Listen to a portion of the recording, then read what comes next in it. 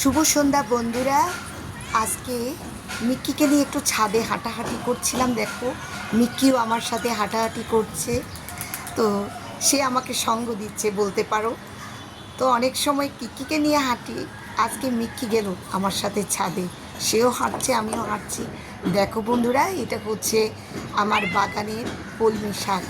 এই শাক আমরা অনেকবার খেয়েছি। আমরা যৌথ ফ্যামিলি 4 পরিবার থাকি, এক এক ফ্ল্যাটে এক একজন।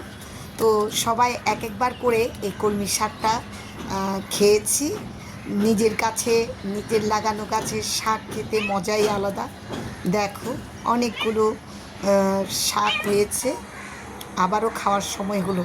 আর দেখো আমার বাগানে, ছোট্ট বাগানে এ দেখো আখ আখ হয়েছে কয়েকটা, এখনও বড় হয়নি, মোটামুটি ধরেছে। আর আম গাছটাও মোটামুটি বড় হয়ে উঠেছে, হয়তো সামনের বছর আম খেতে পারবো।